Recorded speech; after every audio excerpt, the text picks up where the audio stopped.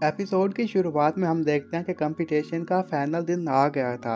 एक Elder ground में आता है, वहां पर आते साथ ही सभी लोगों को यही बताने लग गया था कि इस कंपटीशन का जज मैं हूं और ये फाइट यांग वैन और लॉन्ग हाउ चैन के दरमियान होने वाली है। वो दोनों पार्टीज को कहता है कि तुम दोनों पार्टीज अब स्टेज पर आ जाओ। काय ये देखने के साथ काफ़ी ज़्यादा तो हैरान थी कि वहाँ पर बैठा हुआ लॉन्ग हाउ चैन उसे ये कहने लग जाता है कि चाहे कुछ भी क्यों ना हो जाए तुम्हें मुझ पर बिलीव करना ही होगा। काय उसे कहती है कि मुझे तुम पर पूरा पूरा यकीन है पागल। लॉन्ग हाउ चैन इतना सुनने के साथ ही कुछ बोलने से पहले थोड़ा सोचता, फिर उसे ये कहने लग गया था कि अगर ये मैं कंपटीशन जीत गया तो क्या तुम मुझे हक दोगी। इस पर वो कहती है कि हाँ मैं तुम्हें हक दूंगी, और वो दोनों इस बात को लेकर आपस में डील भी कर लेते हैं। ऑडियंस भी इस फाइट के लिए काफ़ी ज़्यादा एक्साइटेड थी और यांग अब मैदान में आ जाता है। लॉन्ग हाउ चैन भी मैदान में आ गया था ताकि एक दूसरे के साथ फाइट स्टार्ट कर सकें। वहाँ पर बैठे हुए कुछ लोग इसके बारे में बात करने लग जाते हैं कि लॉन्ग हाउ चैन ऑलरेडी यांग से हार गया था, तो इस कंपटीशन में फिर मजा आने वाला है। यांग लॉन्ग हाउ चैन को देखने के साथ यही कहता है कि तुम मुझसे पहले भी हारे थे, इस बार फिर तुम मुझसे हार जाओगे। तुमसे दोबारा मुलाकात करके काफ़ी ज़्यादा खुशी हुई। लॉन्ग हाउ चैन इतना सुनने के साथ गुस्से में आ गया था और उसे ये कहने लग जाता है कि वेल इस बार मैं तुम्हें हराऊंगा और चैंपियन बन जाऊंगा। यांग उसे कहता है कि तुम्हें बहुत ज़्यादा घमंड आ चुका है, लेकिन मैं तुम्हें ये क्लियर कर दूंगा कि तुम एक 5th रैंक के बंदे हो, लेकिन तुम मेरे से पंगा ले रहे हो तो तुम्हें ये मैं दिखा दूंगा कि हम दोनों में क्या डिफरेंस है। फिर वो वहाँ पर रोशन स्पिरिट फर्नेस का यूज़ करता है, जिसकी वजह से उसकी बॉडी के इर्द गिर्द एक आर्मर बन गया था जो कि उसे मजबूती दे रहा था। सिर्फ इतना ही नहीं बल्कि वो अपनी दोनों हाथों में स्वॉर्ड्स भी लेकर आ जाता है। इसे देखने के साथ ऑडियंस में बैठे हुए लोग यही कहने लग जाते हैं कि अगर इसके आर्मर की बात की जाए तो ये तो इसमें बहुत ज़्यादा हैंडसम दिख रहा है। लॉन्ग हाउ चैन भी पीछे नहीं रह सकता था, तो वो भी होली स्पिरिट का आर्मर इस्तेमाल करने लग जाता है। जैसे उसका यूज़ करता है तो उसके इर्द गिर्द भी आर्मर आ गया था। फिर वो अपनी वहाँ पर सवार्ड भी समन कर लेता है और ये सवार्ड कोई और नहीं बल्कि वही हिबिस्कस साफलाइट थे। वहाँ पर बैठी हुई ऑडियंस उसे देखने के साथ और भी ज़्यादा हैरान हो जाते हैं और ये कहते हैं कि क्या ये हिबिस्कस साफलाइट है। और इतना ही नहीं बल्कि उसके पास डबल स्पिरिट है, जिसके बारे में वहाँ पर बैठा हुआ डार्क शैडो भी ये कहने लग जाता है कि वेल मैंने भी इसके बारे में आज पहली बार देखा। जब वो फुल सवार्ड बाहर निकालता है तो एल्डर्स बैठे हुए यही कहने लग जाते हैं कि ये तो सवार्ड ऑफ मिरेकल है। जहाँ तक हमें पता है हमने तो सुना था कि ये तो राइडिंग स्पिरिट्स में 6000 साल से थी ना। हमें यकीन नहीं आ रहा कि ये सवार्ड जाग गई और इसने अपने ऑनर को भी पहचान लिया। एक और एल्डर बैठी हुई ये कहती है कि क्या ये होली सवार तुम लोगों ने एक बच्चे को ही देनी थी। इस पर बिलादन कहता है कि उसने अपने मेरिट के बलबूते पर इसे हासिल किया है, उसे किसी ने दी नहीं है। एल्डर इतना देखने के साथ ये कहने लग जाते हैं कि एक के पास तो ओशन पावर है और दूसरे के पास एक होली वेपन है। अब दोनों की फाइट में मज़ा आने वाला है, तो तुम दोनों आपस में फाइट अब स्टार्ट कर दो। हम भी देखना चाहते हैं कि तुम दोनों में से कौन स्ट्रॉन्ग है और कौन चैंपियन बनेगा। यांग ये देखने के साथ ही लॉन्ग हाउ चैन को ये कहता है कि वेल तुम्हारे पास वो होली वेपन है, तो मैं भी देखता हूँ कि तुम उस सवार्ड ऑफ लाइट का कितनी देर तक यूज़ कर पाओगे।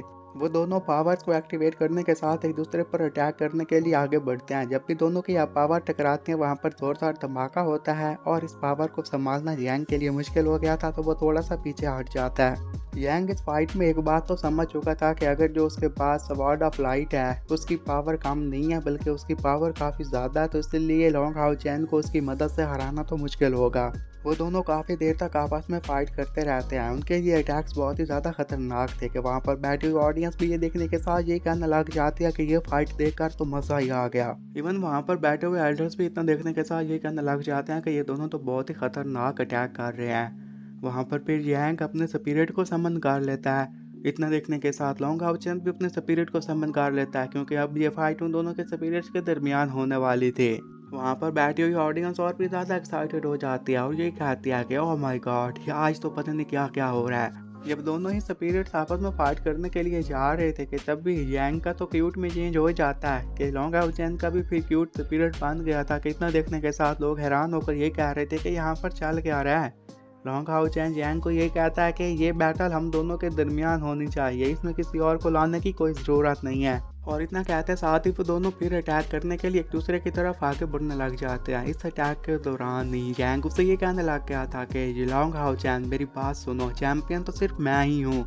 वो दोनों अब अपनी पावर्स को इंक्रीज भी करने लग गए थे। लॉन्ग हाउ चैन से ये कहने लग गया था कि जो हमें से स्ट्रॉन्ग होगा, जिसकी एबिलिटी ज़्यादा होगी, वही चैंपियन बनेगा। ये तो अब डिसाइड हो ही जाएगा। जब दोनों ने अपनी इंटेंसिटी को इंक्रीज करने के बाद अटैक किया था तो वहाँ पर एक जोरदार धमाका होता है। लॉन्ग हाउ चैन हवा में उड़ने लग गया था। फिर वो वहाँ पर अपने टारगेट को लॉक करता है और उस पर अपनी सवार्स की मदद से अटैक कर देता है। पहले तो यांग अपनी सवार्स की मदद से उसके अटैक्स को रोकता रहता है, लेकिन उसके लिए ये मुश्किल होता है तो वहाँ पर वो एक शील्ड को समन कर लेता है ताकि उसकी मदद से वो उसके अटैक्स को रोक पाए। ये शील्ड पोर्टल के तौर पर काम करते हैं जिसमें उसके वो सारे अटैक गायब होते जाते हैं। इतना देखने के साथ यांग को हौसला मिलता है तो वो वहाँ पर और भी पोर्टल्स ओपन कर लेता है। इस अटैक में तो वो कामयाब हो ही गया था कि तभी लॉन्ग हाउ चैन उस पर एक और अटैक कर देता है, जिससे फिर यांग बच गया था। यांग इन अटैक से संभल पाता कि लॉन्ग हाउ चैन उस पर फिर अटैक कर देता है, जिसकी मदद से यांग इसे रोकने के लिए अपने वेपन का यूज़ करते हुए उसके अटैक को नाकाम कर देता है। लॉन्ग हाउ चैन फिर अपनी पावर का यूज़ करते हुए वहाँ पर एक भवंडर लेकर आ गया था। उसी की मदद से उस पर अटैक करने वाला था कि यांग ये देखने के साथ ये कहता कि मैं सबसे तंग आ चुका हूँ कि वो फिर नीचे आ जाता। उस भवंडर में आने के साथ ही अपनी पावर का यूज़ करके उसके अटैक को नाकाम करने की कोशिश करने लग गया था। कि प्लादन इतना देखने के साथ यही कहने लग गया था कि ये दोनों तो फाइट में काफ़ी ज़्यादा बिजी हैं, इन्हें तो पता ही नहीं कि ये लोग मेरी शील्ड को तबाह कर देंगे, जैसा कि मैं होने नहीं दूंगा। लेकिन इतने में ही यांग अपनी पावर्स का यूज़ करके उस बवंडर के अटैक को नाकाम कर देता है और यही कहता है कि मैंने तुम्हें कहा था ना कि तुम मेरा मुकाबला नहीं कर सकते। लॉन्ग हाउ चैन कहता है कि तुम मेरे एक ट्रिक से बचकर दिखाओ। तो वो डबल पावर का यूज़ करके जैसे उस पर अटैक करता है कि वहाँ पर उस रिंग में भी छेद हो गया था, जिसे देखने के साथ बैठी हुई ऑडियंस भी हैरान हो गई थी। उस छेद से यांग नीचे की तरफ गिर रहा था, लेकिन वो यही कहता है कि लॉन्ग हाउ चैन तुम पहले से स्ट्रॉन्ग तो बन चुकी हो, लेकिन फिर भी तुम मुझे नहीं हरा सकते।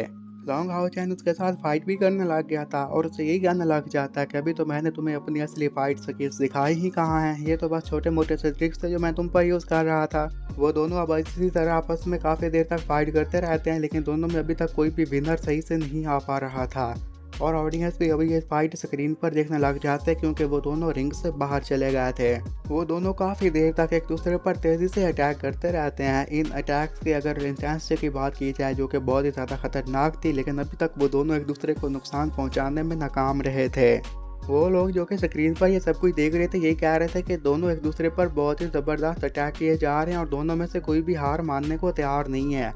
काफ़ी देर तक उन दोनों के दरमियान इस तरह फाइट देखने के साथ वो लोग भी काफ़ी ज़्यादा हैरान हो चुके थे और फिर काफ़ी देर के बाद मैच में टर्निंग पॉइंट आना शुरू हो जाता है, जहाँ पर वो दोनों ही अब गिरना शुरू हो चुके थे। यांग उसकी पावर को देखने के साथ यही कहने लग जाता है कि मुझे नहीं पता था कि तुम्हारी इतनी ही लिमिट है, लगता है कि अब तुम्हारी लिमिट ख़त्म हो रही है। और इस बार का अटैक इतनी खतरनाक था कि वहाँ पर एक ज़ोरदार धमाका होता है और इतना सब कुछ देखने के साथ यांग लॉन्ग हाउ चैन को यही कहने लग जाता है कि जब भी मैं तुम्हें देखता हूँ ना, तो मुझे तुम्हें देखकर फाइट करने का मन करता है। तुम और भी ज़्यादा स्ट्रॉन्ग होते जाते हो, तो इसलिए मुझे भी अपनी लिमिट क्रॉस करने का मन करता है। तो लॉन्ग हाउ चैन उसकी ये बात सुनने के साथ उसे ये कहने लग गया था कि वेल इस बार तो मैं तुम्हें हरा कर ही रहूँगा, और वो वहाँ पर पावर को गैदर करना शुरू कर देता है। दोनों ने वहाँ पर अपने अपने ड्रैगन्स को समन कर लिया था और दोनों के ड्रैगन्स ही आपस में फाइट करने लग जाते हैं। कि इसी फाइट के दौरान एक चीज़ ग्राउंड पर गिर जाती है, जिसे देखने के साथ वो लोग जो कि स्क्रीन पर ये फाइट देख रहे थे काफ़ी ज़्यादा हैरान हो जाते हैं, क्योंकि वहाँ पर धमाके की वजह से उन्हें कुछ साफ दिखाई नहीं दे पा रहा था। वो लोग यही कहने लग जाते हैं कि इन दोनों में से कौन जीता होगा और वो परेशान हो जाते हैं। जब उस धमाके का असर ख़त्म होता है तो वहाँ पर दोनों ही नीचे की तरफ बैठे हुए थे और दोनों की हालत काफ़ी ज़्यादा ख़राब दिख रही थी। इस फाइट की वजह से वो दोनों काफ़ी ज़्यादा थक चुके थे, वो भी अपनी एनर्जी का यूज़ करने की वजह से। लेकिन वो दोनों एक दूसरे से नहीं हारना चाहते थे, इसलिए दोनों फाइट करने के लिए तैयार हो जाते हैं और यांग इस बार उसके ऊपर सी ऑफ स्टार्स की पावर का यूज़ करता है। इस पावर की वजह से उसने अपने कुछ क्लोन्स भी बना लिए थे और इन्हीं क्लोन्स का इस्तेमाल करके वो उस पर अटैक करने वाला था। उसका ये अटैक बहुत ही ज़्यादा खतरनाक होने वाला था कि तभी लॉन्ग हाउ चैन इतना देखते साथ ही वहाँ पर एक शील्ड समन कर लेता है और शील्ड की मदद से उसके अटैक को रोकने की कोशिश करने लग जाता है। दोनों के अटैक के असर इसकी वजह से आपस में टकरा कर ही ख़त्म हो जाते हैं।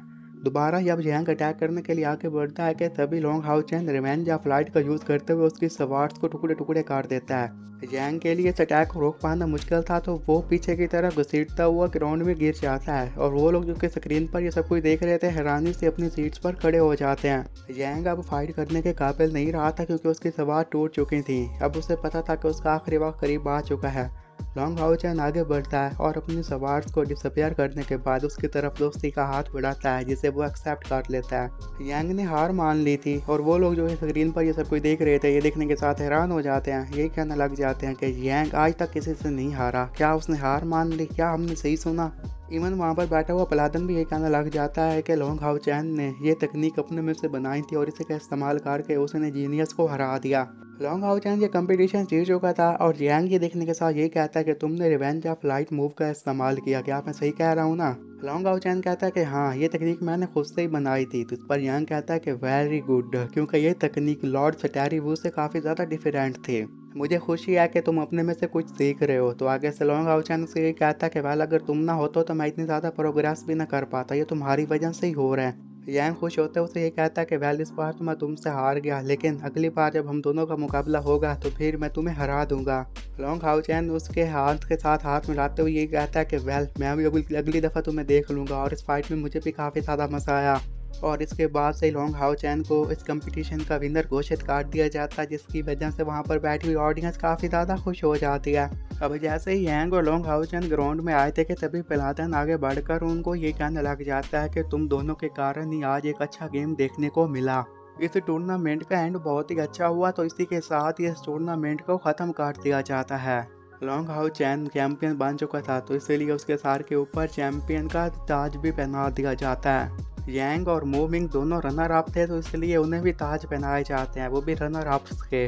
और पलादन उन तीनों को यही कहता है कि बस मैं यही कहूँगा कि तुम इसी तरह आगे बढ़ते रहो और कभी भी हमें मायूस मत करना और कभी भी तुम लोग पीछे मत हटना। लोग फिर इस सेरेमनी को देखने के साथ काफ़ी ज़्यादा एक्साइटेड थे। वहाँ पर लॉन्ग हाउ चैन का टीचर यही कहता है कि अभी तो तुम्हें बहुत लंबा सफ़र करना है, ये तो बस तुम्हारी शुरुआत है। फिर पलादन यही कहता है कि तुम लोग टॉप 3 में आ चुके हो, तो इसलिए तुम्हारे पास एक चांस है जिसकी मदद से तुम लोग अपना टीममेट चूज़ कर सकते हो। लॉन्ग हाउ चैन, तुम फर्स्ट पोजीशन पर आए हो तो तुम्हें अपना टीममेट चूज़ करना होगा। फिर उसका रिंग ऊपर की तरफ उठ जाता है, वहाँ पर सारे एल्डर्स आ जाते हैं और पलादन आगे बढ़कर उसे यह कहता है कि लॉन्ग हाउ चैन, तुम चूज़ करो तुम्हें कौन सा टीममेट चाहिए। लॉन्ग हाउ चैन की नज़र 2 लोगों पर पड़ती है, जिसमें उसका दोस्त शामिल था और काय शामिल थी। ऑडियंस में बैठे हुए लोग यही कहने लग जाते हैं कि लॉन्ग हाउ चैन की बात की जाए तो वो काय को ही चूज़ करेगा, क्योंकि उसके अलावा वो भला किसी और को कैसे चूज़ कर सकता है। ली वहाँ पर बैठा हुआ सैड हो जाता है, क्योंकि उसे लग रहा था कि शायद उसे लॉन्ग हाउ चैन चूज़ नहीं करेगा, वो काय को ही चूज़ करेगा और उन दोनों का प्रॉमिस ख़त्म हो जाएगा। जबकि काय को इस बात की खुशी हो रही थी कि इस कंपटीशन से पहले ही लॉन्ग हाउ चैन ने उसे कह दिया था कि अगर वो कंपटीशन विन करेगा तो उसे हक चाहिए। इस बात को लेकर वो खुश तो होना ही था। सारे लोगों की नज़र अब लॉन्ग हाउ चैन पर थी कि वो किसे चूज़ करने वाला है। तो लॉन्ग हाउ चैन ज़्यादा देर सोचने के बाद यही कहता है कि मैं जिसे चूज़ करने वाला हूँ उसका नाम है लिन शिन। और इसी के साथ ये एपिसोड यहीं पर ख़त्म हो जाता है।